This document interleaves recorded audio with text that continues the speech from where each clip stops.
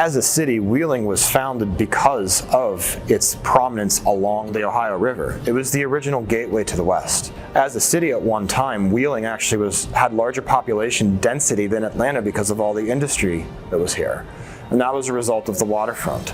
And so I think what the city and the region and the state are strategically doing from a tourism perspective is reestablishing that connection to the waterfront, and removing this building will be a very significant step in reconnecting the city to the Heritage Trail and the riverfront that is adjacent to it. It's a once-in-a-lifetime opportunity, at least for our agency, to change the entrance to the city of Wheeling in a very significant way. For the first time in 50 years, you'll be able to see what put Wheeling on the map, and that was in 1818. The National Road ended in Wheeling, and then they built the bridge to cross over to the gateway to the rest of the country.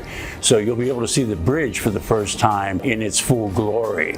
I think there's a lot of questions that still have to be answered about the vision of the project, but I think the one thing that everybody is in agreement from the very beginning is that we have this incredible resource in the bridge. We have the storied history of transportation and natural resources and the Ohio River right there, and that really needs to be at the forefront of this project, because right now there's a massive hotel blocking everyone's view of arguably two of our most important assets. So this site is critical because it's next to the suspension bridge. It's a historic bridge, not only here in the city, but nationally and internationally. For us to have this site is really important, and we think the best thing to do right off of I-70 is to have a visitor center and a heritage center. The visitor center makes a lot of sense as just a place where you get oriented to what you're going to do when you're in Wheeling.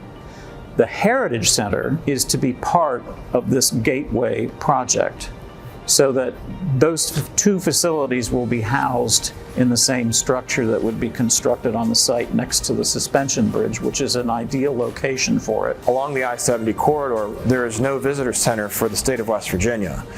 I-70 is one of the most heavily trafficked corridors in America. It would make great sense for the city and the local economy and all the businesses that are surrounding it to be able to have a place for people to experience Wheeling's rich history as well as its heritage. For so many people in this community, that building and that particular site has just been associated with blight and criminal activity and just a general sense of unsafety.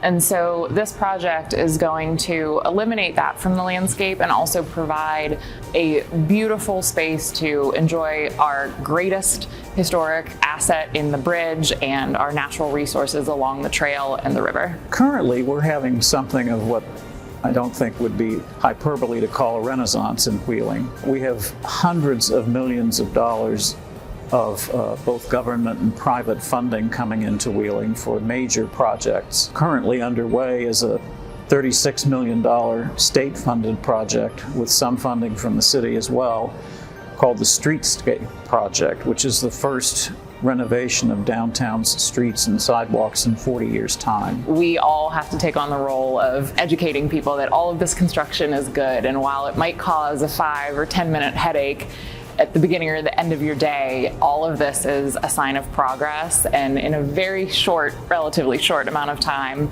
we will have new building facilities, new streetscapes, plantings. The whole city will look very different and much, much better. Anything we can do to let the public know that this is a river city will increase our tourism and visitation. People love natural parts of history, and as well as landscape and mountains, and when you put all of that together, I would say we're the wonderful part of West Virginia. So that gives us a chance to showcase that. The need for a lead project manager in this endeavor, given how complex it is and how large it is critical. Having somebody that can be in the position to look holistically at a project and make sure that all of the pieces are working together appropriately is invaluable, because we want the best people for the job running our projects. This is a once-in-a-lifetime opportunity for us. So we had to have somebody that was strong. It's going to get things done, and basically because of Jim and Bob and their work with us previously,